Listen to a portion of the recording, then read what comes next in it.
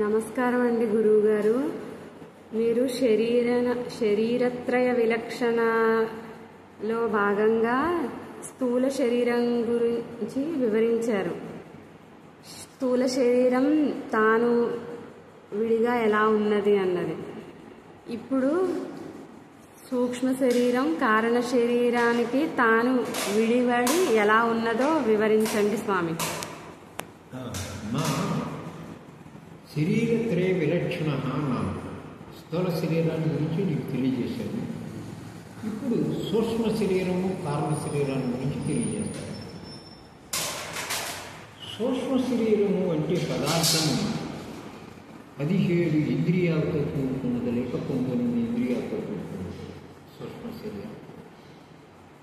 ఈ 19 ఇంద్రియాలతో ఎలాగంటే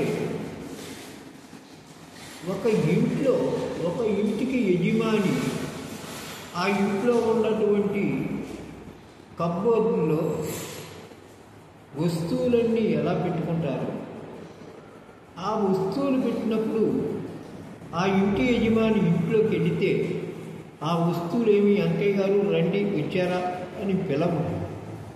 అంటే ఆ వస్తువులు వెంకయ్య గారిని తెలుసుకోలేవు. కానీ ఆ వస్తువుల్ని వెంకయ్య గారు తెలుసుకుంటారు. ఇంటి ఓనర్ గారైన వెంకయ్య గారు ఆ ఇంట్లో ఉన్న వస్తువులన్నింటినీ తెలుసుకోగలరు. కానీ వెంకయ్య గారు ఆ ఇంట్లో కొన్ని వస్తువులు నశించిన, అన్ని వస్తువులు పోయినా వెంకయ్య గారికి ఏమీ జరగదు. వెంకయ్య గారు ఆ వస్తువులకు వేరుగానే ఉంటారు. అదేవిధంగా ఈ సూక్ష్మ శరీరము 17 ఇంద్రియాలతో ఉంది. ఈ సూక్ష్మ శరీరానికి పదార్థం 17 ఇంద్రియాలు. కానీ ఈ ఇంద్రియాలు ఏమైనా నశించినా, అన్నీ నశించినా వెంకయ్య గారికి ఏమీ జరగదు. ఇక్కడ తనకేమీ జరగదు. కానీ తాను ఇంద్రియాలన్నిటినీ తెలుసుకుంటున్నాడు. జ్ఞానేంద్రియాలు, కర్మేంద్రియాలు, అంతరేంద్రియాలు, అన్ని ఇంద్రియాలని తాను తెలుసుకుంటున్నాడు. కానీ తనని ఇంద్రియం ఒక్కరు కూడా తెలుసుకోలేదు. తను ఇంద్రియాలన్నీ నశించినా, ఏం జరిగినా తనకి ఎటువంటి ఇబ్బంది లేదు, తను నశించే ప్రసక్తే లేదు. సూక్ష్మ శరీరంలో తాను వేరుగానే ఉంటాడు. సూక్ష్మ శరీరం తానంటే బాధ ఏమిటి అంటే, యజమానికి తెలియబడే వస్తువులు తెలుసుకునే వెంకయ్య గారు ఎలా వేరుగా ఉంటాడో, అలాగే తనకు తెలియబడే సూక్ష్మ శరీరం తాను కూడా సూక్ష్మ శరీరానికి వేరుగానే ఉన్నాడు. ఇది సూక్ష్మ శరీరానికి విలక్షణంగానే ఉండాలి. ఇకపోతే కారణ శరీరం అంటావా, ఇంటికి ఖాళీ ఏదైతే ఉందో, ఒక వెంకయ్య గారి ఇంటికి ఖాళీ ఉందనుకో, యజమాని తెలుసుకుంటున్నాడు ఖాళీని, కానీ ఖాళీ యజమానిని తెలుసుకోలేదు.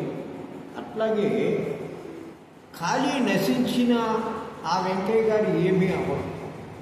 ఆ ఇంటికి కానీ, ఆ వస్తువులకు కానీ, ఆ ఖాళీకి కానీ వెంకయ్య గారికి ఎలాంటి సంబంధము లేదు. ఇల్లంతా పాడైపోయినా వెంకయ్య గారు వేరుగానే ఉంటారు.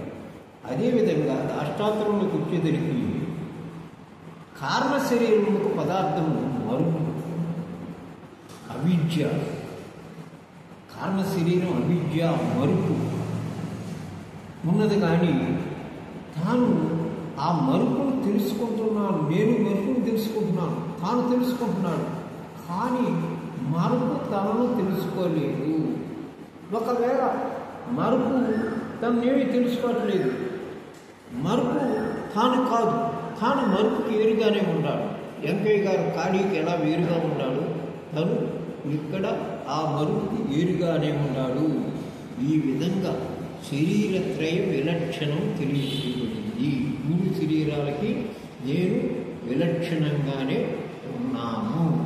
అంటే ఈ శరీరాలని దేహం నేను కాదు, దేహం నేను కాదు, నేను ఈ దేహాలకి వేరుగా ఉన్నాను అనే సత్యం గ్రహించటమే బ్రహ్మ.